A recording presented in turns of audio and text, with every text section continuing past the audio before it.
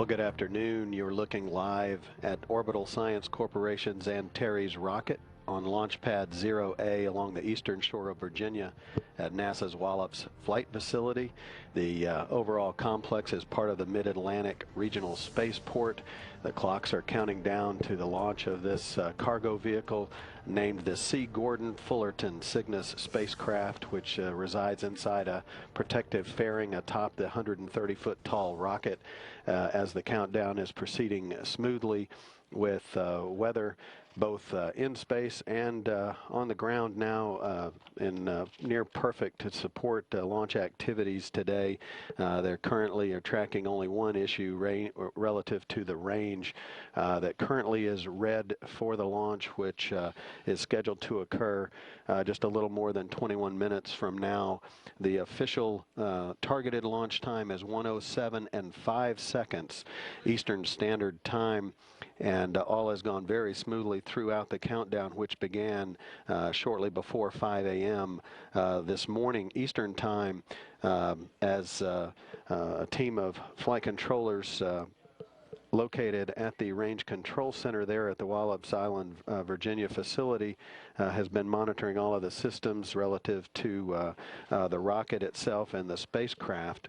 Receiving code 4 with nominal AGCs.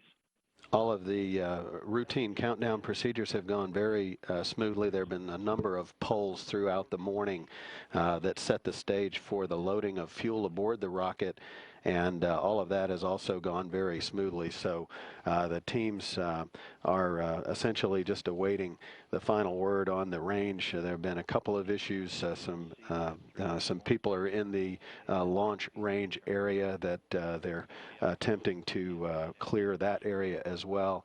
There was another issue that also cropped up, similar to what occurred with a recent launch of the Antares as well, known as distant focusing overpressure. Essentially, it has to do with atmospheric conditions relative to the unlikely event of a failure of a rocket shortly after launch. It's an overpressure event that could break windows in some of the buildings associated with the launch range area.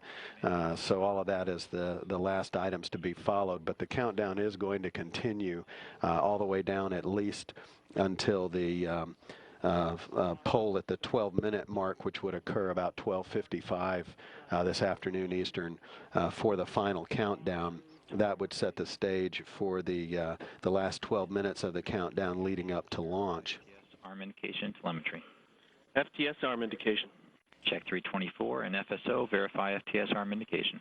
You'll be hearing a number of calls made throughout the remainder of the countdown here on NASA television from the Range Control Center. As you can hear, the flight controllers, Launch Control Center there at the Range Control Center are continuing as per the timeline leading to the scheduled launch. Provide status of upper level winds. LCGNC-1, upper level winds are go for launch. Roger that. Upper level winds are reported go for launch. We'll check 328 complete. And you just heard that upper level winds now are go for launch. That is one item that a little bit earlier the upper level winds were a potential issue that appears to have been cleared now as the countdown proceeds smoothly. Roger that. Site control, LC. LC, site control? Yeah, we'll request for an additional recharge of the tail at this time. Okay, copy that. Charge in work. Copy and work.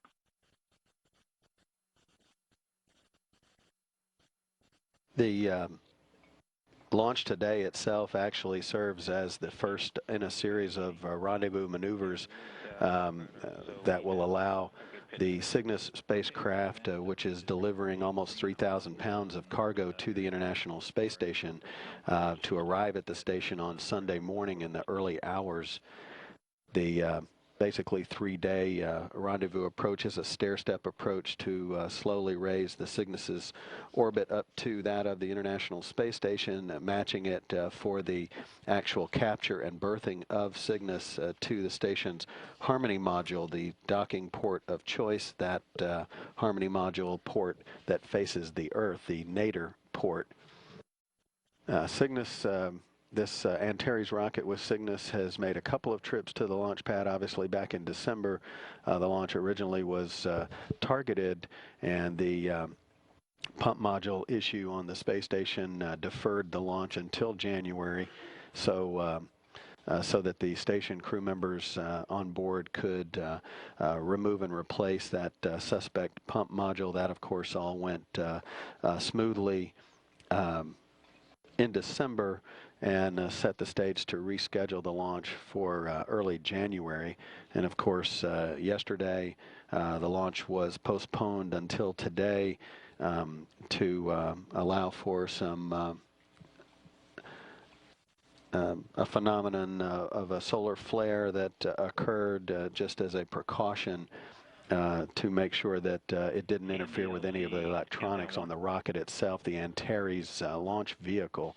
Cygnus, there was never an issue with the Cygnus spacecraft itself. CMD, countdown 1.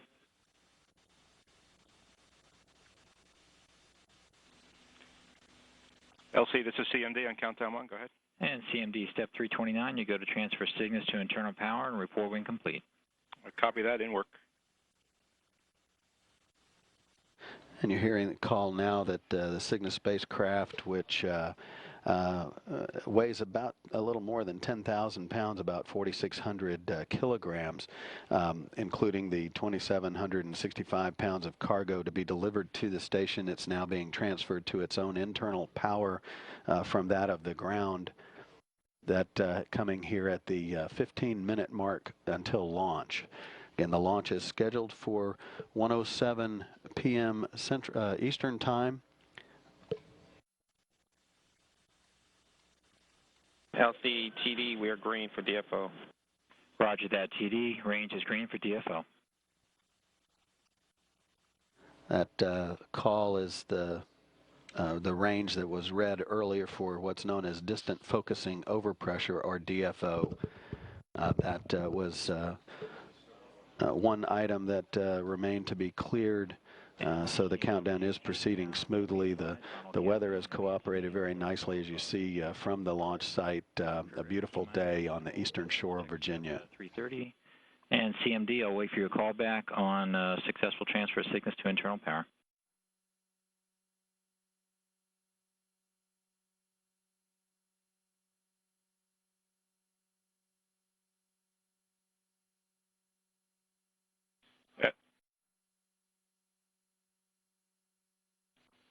LC, this is CMD on countdown 1.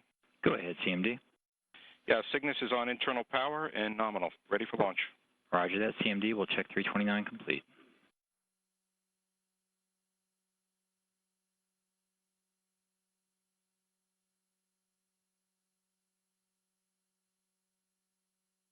And as you heard, Cygnus now is on internal power.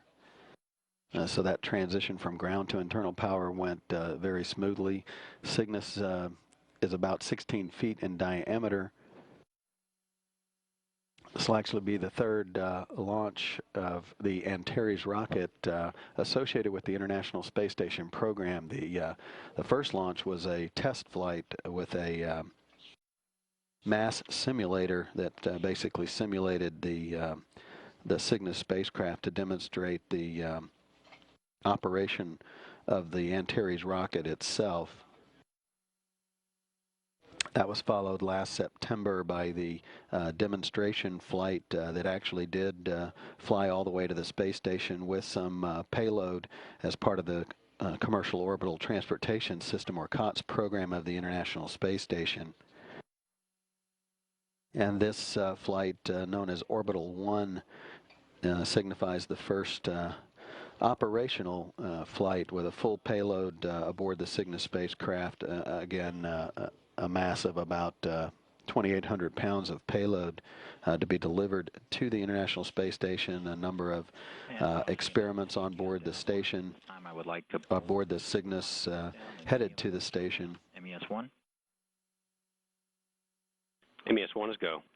1 is go. GCE. GCE is go. GCE, go. ACE. ACE, go. ACE, go. GSO. GSO is go. GSO, go. RSO. RSO is go. RSO, go. TD. TD's go. TD, go. Mars. Mars is go. Mars, go. CMD. CMD is go. CMD, go. LD. LD is go. LD, go. Orbital. Orbital is go. Orbital, go. Launch team is go to proceed with final countdown and medium flow chill down. Check step 331. Site control, LC. Arm tel for rapid retract. Okay, LC site control, copy. And so you just heard the final poll, all go for launch. Approaching 11 minutes and counting to the launch of the Antares rocket, delivering the Cygnus spacecraft on a 3-day path to the International Space Station. At the time of launch, the space station will be out over the Atlantic Ocean, just to the east of Brazil, near the equator. 10 minutes.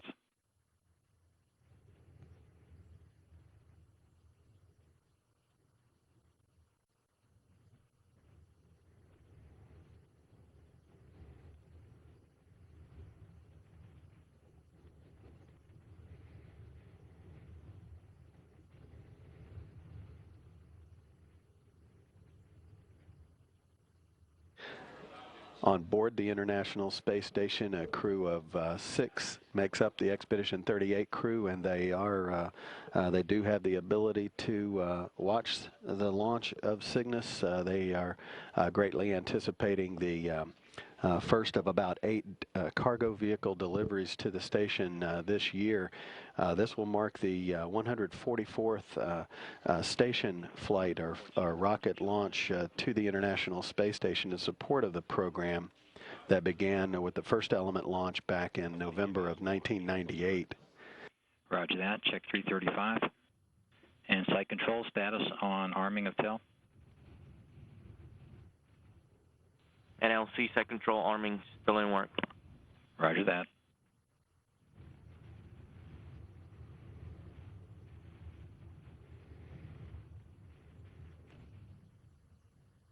You hear reference to TEL. That's an acronym for Transporter Erector Launcher. That's essentially the piece of equipment on which the rocket stands currently that transports the rocket to the launch pad from a horizontal integration facility in a horizontal position, and then transports it or erects it vertically. VDMs.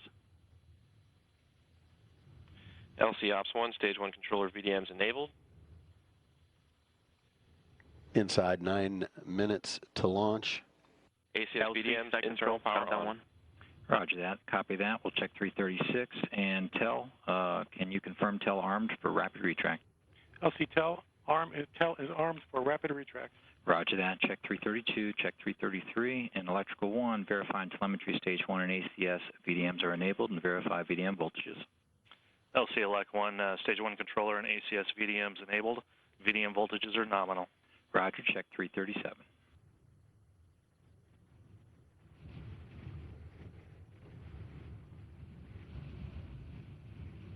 The entire international partnership obviously anticipating the launch and delivery of Cygnus to the space station, as well as the team there at the Range Control Center and at Orbital's facility outside Washington, D.C. in McLean, Virginia. The team here in Mission Control in Houston, obviously following along as well. The team is led currently by Flight Director Tomas Gonzalez Torres. He is overseeing a team that's been on console since early this morning, and will be obviously following along with the launch activities today as well. Roger that. Check 338.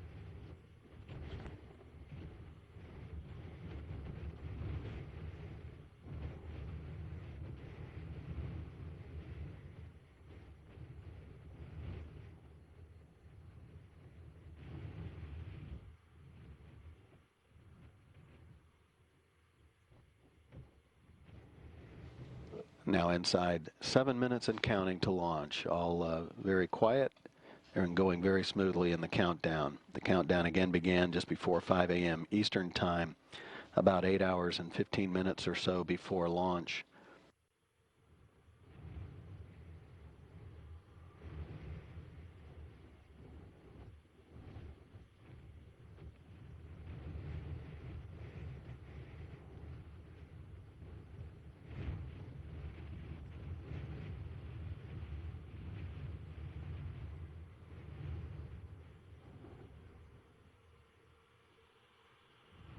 In about 3 minutes, the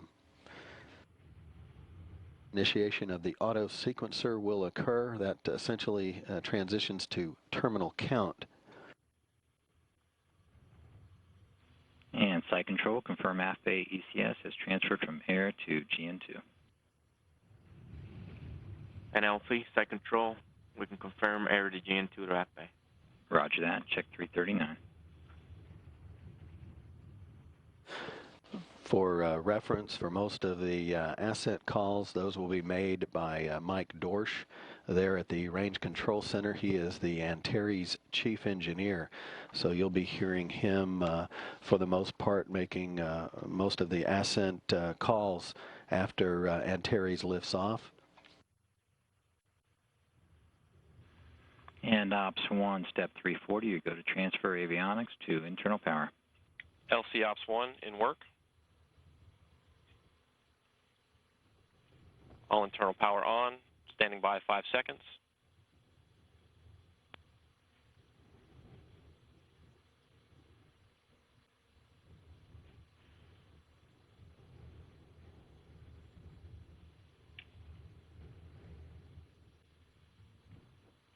And all external power off. Check 340, elect 1, step 342, verify avionics, internal power nominal. LC elect 1, internal power is nominal. Check 342, NASA TD, report range status. Range is green. Check 343, Ops 1, open FTS unbe loop and verify green indication. So the Antares rocket now is on internal power, approaching 4 minutes and counting to launch. A few of the milestones going uphill. Stage 1 throttle down about 3 minutes, a little more than 3 minutes after launch. Stage 1 separation will be about the 4-minute mark. The protective fairing around the Cygnus will separate a little after the 5-minute mark of the ascent phase. Ops 1, you go to Cygnus stage 2 or Antares stage 2 burnout occurs about 8 minutes after launch, and the Cygnus spacecraft would separate about 10 minutes after launch. And orbital insertion will be approximately 150 by 185 statute miles. In reference to where the station will be in altitude, the ISS is at 261 statute miles. elect 1, I'll wait for your verification of OCCS commanding flight. Solar array deploy occurs roughly begins about 11 minutes or so after launch, and should be completed within the next 5 or 10 minutes after the deploy sequence begins. Auto sequence start. Check 352. Control has transferred to CSOE. ODM bus voltages and currents are nominal. Check 353, check 354. The vehicle's now in auto sequence control. 355. LOX pressurization nominal. Approaching 2.5 minutes to launch. SIGI is nominal and ready to configure for flight. Roger that. Check 356 and Ops 2, step 357, disable automated blended to pure inertial handoffs. Automated handoffs disabled. Copy that. Check 357. Ops 2, send 1 manual blended to pure inertial handoff. Manual handoff sent. Check 358. T-minus 2 minutes on my mark.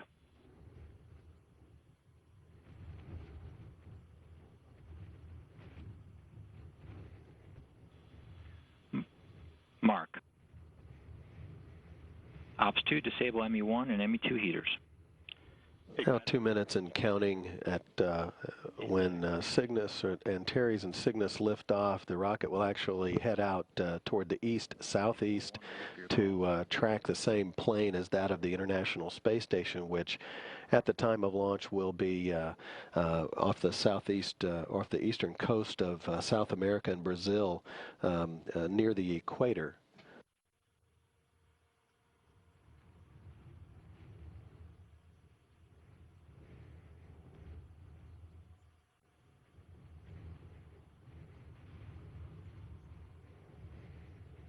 Stage 1 ignition actually occurs at the liftoff time of 1:07 and 5 seconds. And after a series of engine health checks, when those are completed at about the plus 1.5 second mark, the vehicle would lift off.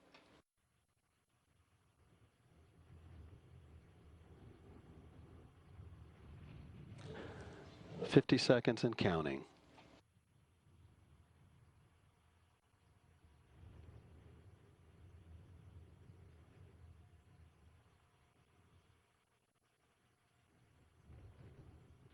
T-minus 30 seconds on my mark. Mark. Inside 30 seconds to launch. Again, Antares Chief Engineer Mike Dorsch will make most of the calls going uphill on the ascent profile of Antares, greatly anticipating the delivery of Cygnus to orbit and on its way to the International Space Station. 5, 4, 3, 2, 1. We have ignition.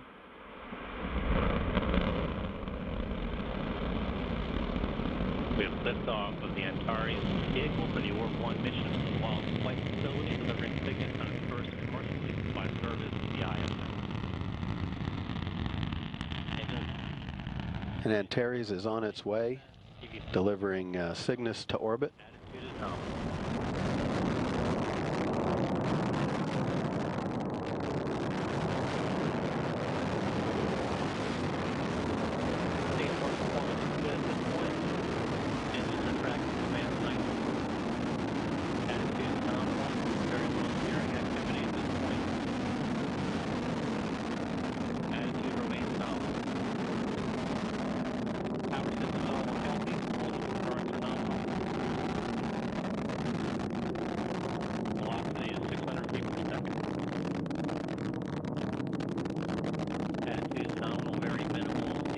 More than a minute after launch, all continuing to go smoothly in the initial stages of ascent for Antares. We've passed through 3,000 feet in altitude. Avionics power systems remain nominal. Pressurization valve VNO3 has come on. Core pressures are nominal. A modest amount of steering as the vehicle passes through max Q and its maximum dynamic pressure. Altitude is 45,000 feet. TVC steering remains good. Pressurization valve VNG3 is on. Core pressures remain nominal. Attitude is good. Velocity is 2,000 feet per second. Avionics systems remain healthy. Engine performance remains nominal. 2 minutes into flight. TVC still tracking commands well. Attitude remains nominal. 100 seconds to main engine cutoff. Altitude 100,000 feet.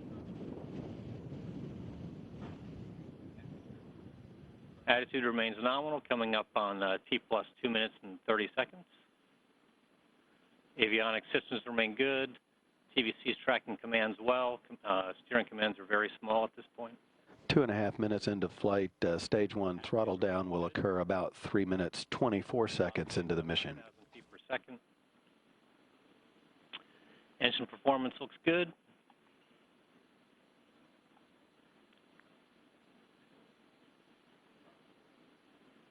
Coming up on T plus 3 minutes. Avionics power systems still look healthy.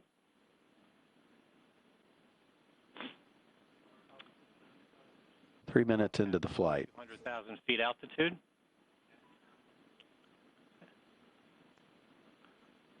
Core pressurization valves of VNO 4, 5, and 6 are all on now. Core pressures remain nominal. Standing by for throttle down that will occur at an altitude of 49 miles. Now 10,000 feet per second. Traveling 7,200 miles per hour. Less than 30 seconds to MECO.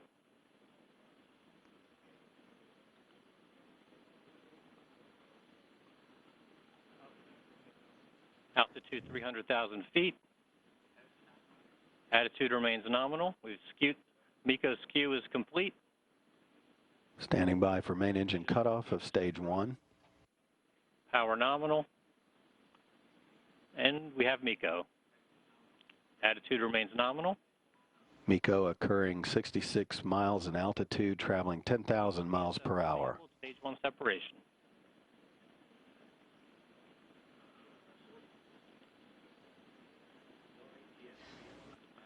And then, as you heard, stage 1 separation has occurred. And the telemetry tracking the spacecraft. A beautiful launch occurring on time at 1:07 p.m. Eastern Time. Stage 1 performance was 19,710 delta v, feet per second of delta V. That's within 40 feet per second of the nominal prediction. Excellent stage 1 performance. Antares is now in the coast phase until the proper conditions for fairing separation and stage 2 ignition are achieved. And that fairing separation should occur about 30 seconds from now, about 5 minutes, 20 seconds into the mission, now at 5 minutes, MET and counting. It's determined that stage 2 ignition will be at T plus 5 minutes and 47 seconds. So under 40 seconds to stage 2 ignition, attitude remains nominal. Standing by for fairing separation, followed very quickly by interstage separation.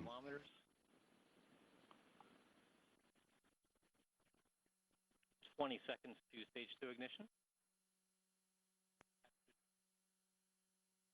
Power remains. 10 seconds to stage 2 ignition.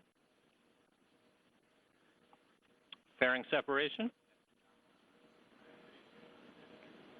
Interstage separation. TVC battery initiated.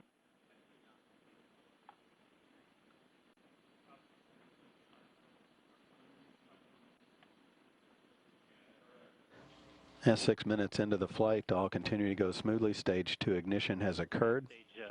Stage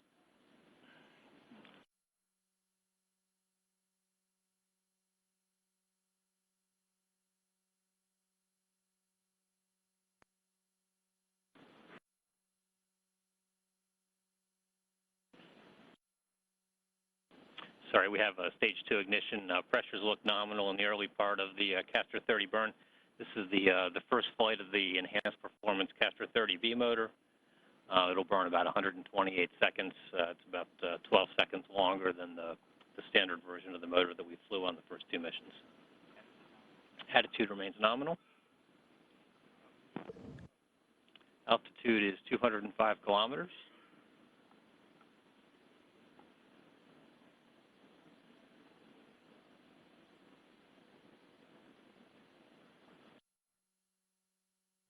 T plus 7 minutes. Attitude remains nominal. 7 minutes into the flight now, all continuing to go smoothly since liftoff at 1:07 p.m. Eastern.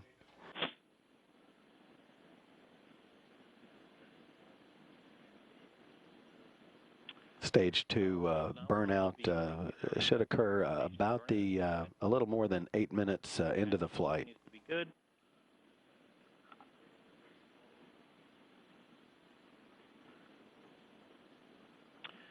Castor 30 motor pressure is continuing to tail off as we approach the burnout point. Attitude remains nominal.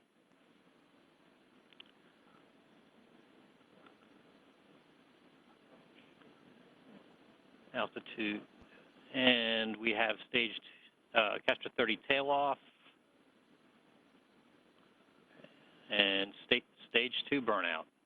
Attitude remains nominal, T plus 8 minutes. FTS is disabled. And that occurring with the vehicle traveling 16,700 miles per hour at an altitude of 155 statute miles.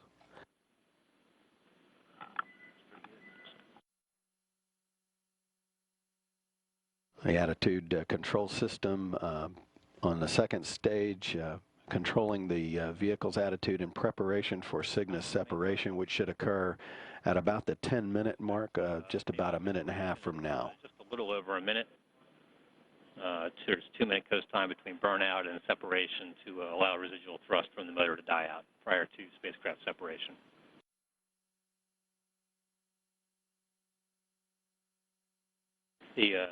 The vehicle state vector in the coast phase appears to be very close to the nominal performance prediction.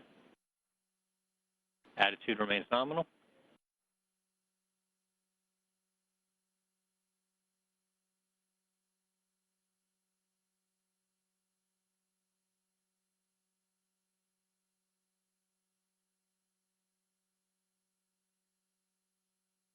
Approximately 30 seconds to payload separation. Approaching 9.5 minutes into the flight. Vehicle telemetry remains very solid here in the RCC.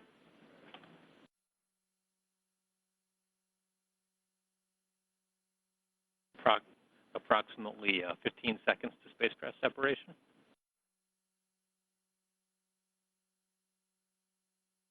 Approaching 10 minutes into the flight, we're standing by for separation of Cygnus from the second stage or the upper stage. That will occur at an altitude of 154 statute miles at a speed of 16,700 miles per hour. And we have payload separation.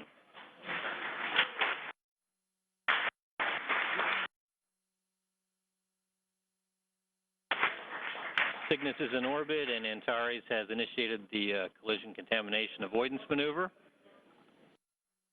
A very smooth ascent, right on time at 1:07 p.m. 10 minutes later, Cygnus has now separated from the upper stage with its orbital insertion altitude of about 150 by 185 miles, with the station much higher than Cygnus. Over the course of the next 2.5 days, the Cygnus's orbit will be raised through a series of delta velocity or DV burns, rendezvous burns, that will occur over the next couple of days to put it in close proximity to that of the International Space Station for the capture phase using the station's robotic arm by the Expedition 38 crew members. The next major activity, obviously, is to get confirmation of solar array deployment. To stay in the controls in the Launch Control Center until released.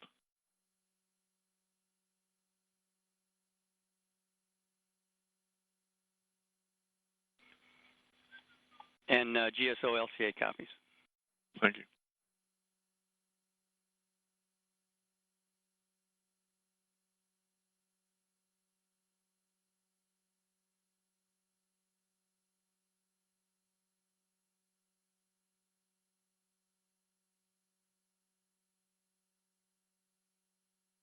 And Site Control LC, countdown 1.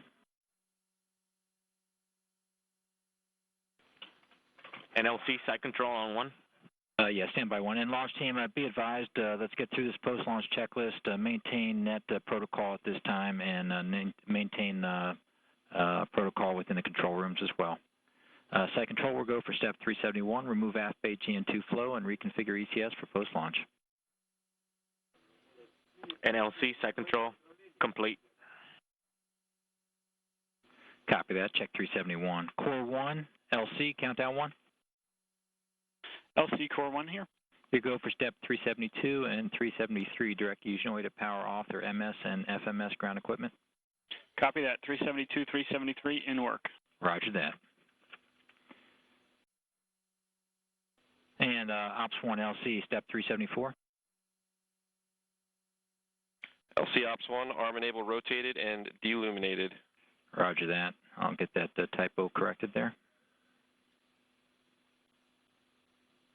Orbital's flight control facility disable local launch enable out in Dulles, Virginia, the suburbs of Washington, D.C., overseeing all of the Cygnus activities for the remainder of its mission toward the International Space Station, as well as its departure, which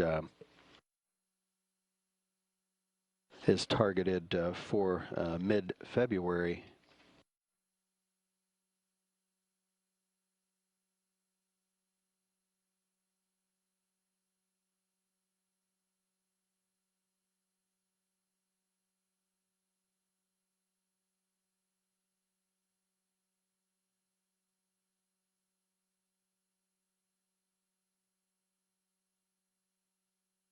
So the Antares rocket has done its job of delivering Cygnus to orbit. Cygnus, a 10,000-pound spacecraft that will deliver nearly 2,800 pounds of cargo to the International Space Station. Arrival at the station is scheduled for Sunday morning. All of that activity will be carried on NASA television, of course, with the rendezvous, the capture using the station's robotic arm, and the berthing of Cygnus to the Harmony Earth-facing docking port. All of that scheduled for Sunday morning.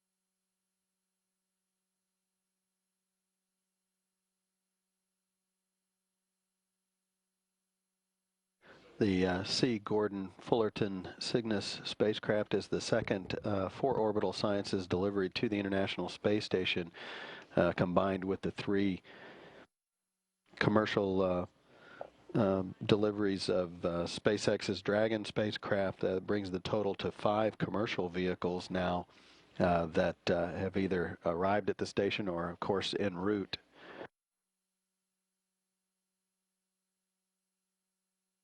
That supplement the commercial resupply capability of the orbiting space station.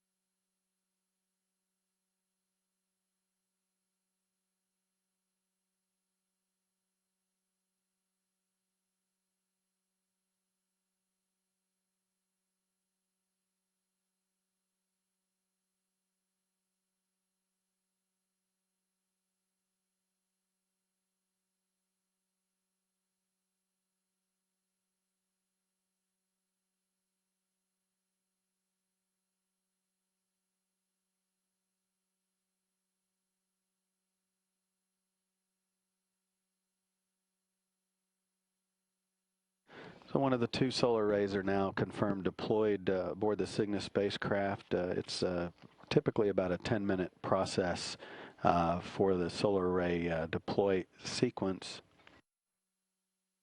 That obviously is important to provide, gather solar energy to store in the batteries of Cygnus for its power availability on its trip to the ISS.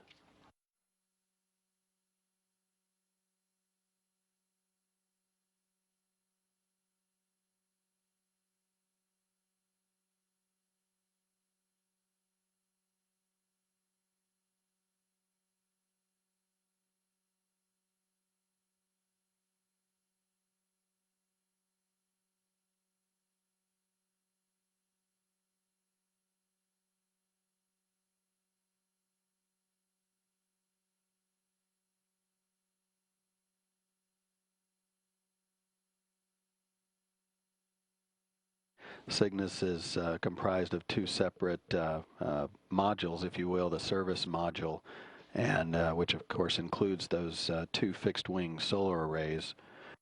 Also, the pressurized cargo module that carries and delivers the cargo to the station and removes any unneeded cargo that's currently at the station for delivery away from the complex upon the spacecraft's mission's completion.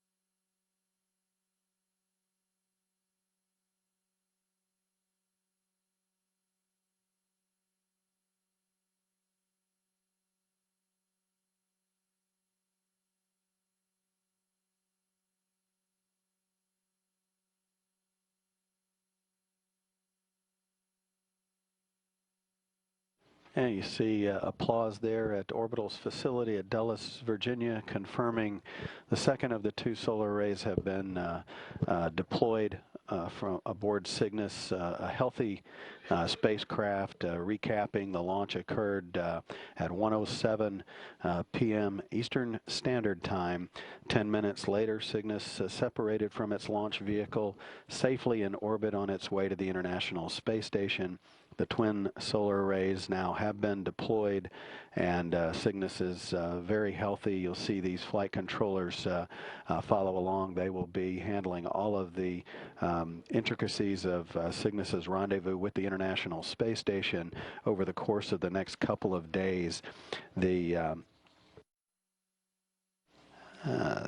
The next items of interest associated with Cygnus's rendezvous, there's actually two more rendezvous maneuvers before the day is out. A little before 6:30 this evening, the first of a series of delta velocity or DV rendezvous burns will occur. That will be the DV1 burn. That will be followed a little after 10 p.m. Eastern Time by the second rendezvous burn. That again, both of those again to refine Cygnus's approach to the International Space Station and its altitude and phase angles relative to the orbiting complex. It's a stair-step approach over the course of the next several days for Cygnus to arrive at the International Space Station on Sunday morning. On Friday, there are two additional rendezvous burns. Then on Saturday, there's a plane maneuver and 4 rendezvous burns that will set the stage for the transition for joint operations in the wee hours Sunday. As you see, there's a series of coverages that we have planned for the Cygnus arrival at the station beginning Sunday. These times are Central Time, as Mission Control here in Houston will obviously be overseeing the activities from here in concert with the folks there at Dulles, Virginia with Orbital Sciences. 4 a.m. Central. Cygnus rendezvous and capture coverage. 5:02 a.m. is when the capture's scheduled to occur. That's a robotic maneuver by the station's robot arm. Cygnus installation coverage then begins at 6 a.m., 7 Eastern, leading to the planned installation there that you see a few minutes later. So everything, if everything goes well over the course of the next several days, you'll see that activity occur on Sunday morning, so be sure to tune in. We'll leave you with a couple of programming notes. Obviously, the Space Station Live will air on Friday at its usual time, providing updates on not only the activities ongoing aboard the International Space Station, but the health of Cygnus as it is now on its way safely for a rendezvous and berthing to the station's Harmony Nadir port on Sunday morning. Upcoming next, we will show you some launch replays from various angles of the Antares rocket's liftoff from the Mid-Atlantic Regional Spaceport at NASA's Wallops Flight Facility in Virginia.